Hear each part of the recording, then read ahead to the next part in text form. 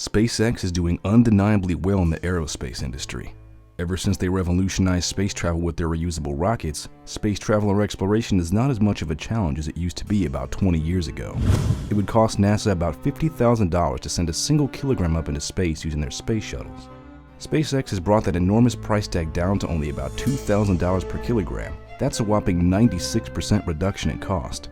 First, let's talk about the current progress made by Elon and his company, and then we will discuss our questions and doubts. After that, we will try and share our own insight and answers. Needless to say, the progress in the Starship is extremely rapid. The team at SpaceX are going to radical heights to bring forth the best launch vehicle on this planet.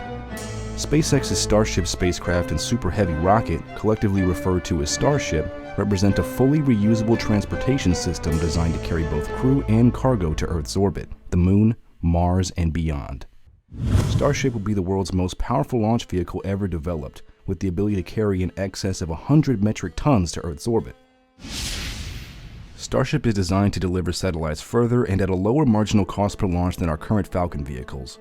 With a payload compartment larger than any fairing currently in operation or development, Starship creates possibilities for new missions, including space telescopes even larger than the James Webb. Starship will enter Mars' atmosphere at 7.5 kilometers per second and decelerate aerodynamically. The engine. The Raptor engine is a reusable Methalock stage combustion engine that powers the Starship launch system.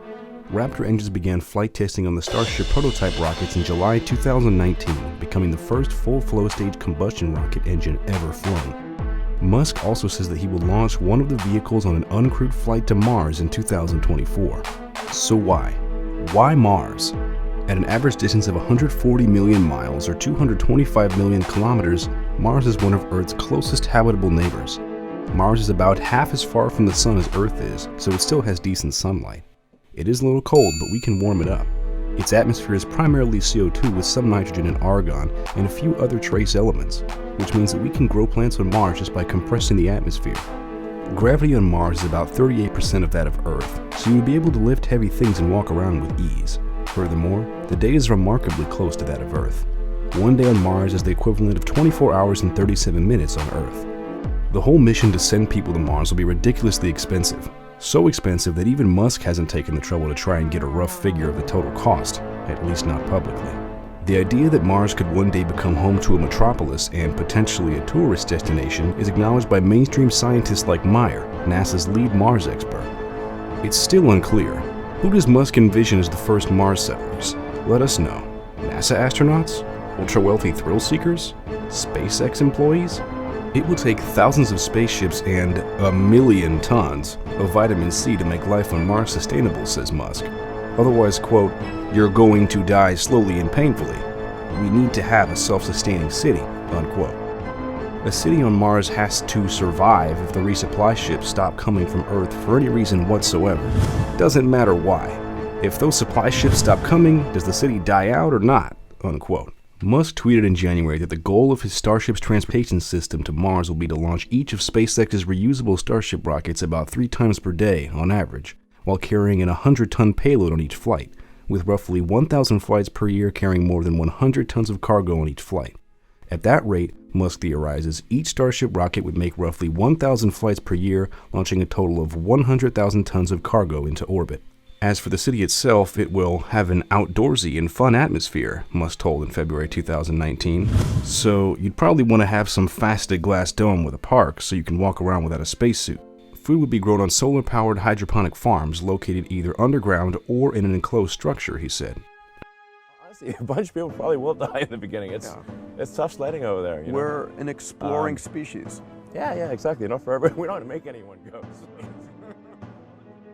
Musk plans to send a SpaceX rocket to Mars with cargo only by 2022, according to the SpaceX website. A second mission, which could take more cargo and crew, is targeted for 2024. Musk has also said he'll send 1 million people to Mars by 2050. "I'll probably be long dead before Mars becomes self-sustaining," Musk told, "but I'd like to at least be around to see a bunch of ships land on Mars." Now we get to the cloudy parts. Elon is entirely focused on physics-based technology to get payloads to and from Mars, but that's only half the solution to Mars colonization. He's not a biologist by any stretch. What strides are being made in biotechnology to assist in terraforming Mars? There are a couple of ideas that pop in our heads when we hear that question. We highly doubt it, but it could be possible that SpaceX has or will recruit biologists to help terraform Mars. Another possibility is that with the cooperation of NASA, SpaceX will be able to divide the work into pieces to make missions easier to carry out or even plan. But the third and most promising idea we think is tidal fight, quite literally like the space race between a magnitude of biotech companies. As of now, some of the most promising biotech companies are Solar Foods, Pluristem, 3D Bioprinting Solutions, Space Tango, and Nova Space Biotechnology. We assume that just like how private space companies are popping up and off quite literally to space, we believe that other private companies in a plethora of niches could start to battle too. Automakers, aerospace companies, biotech companies, chemical technologies, etc. What is your take on this matter? Do you think Elon Musk will be able to put 1 million people on Mars by 2050? Would you go to Mars if it was affordable? Let us know down below. Thank you all for joining the Dash.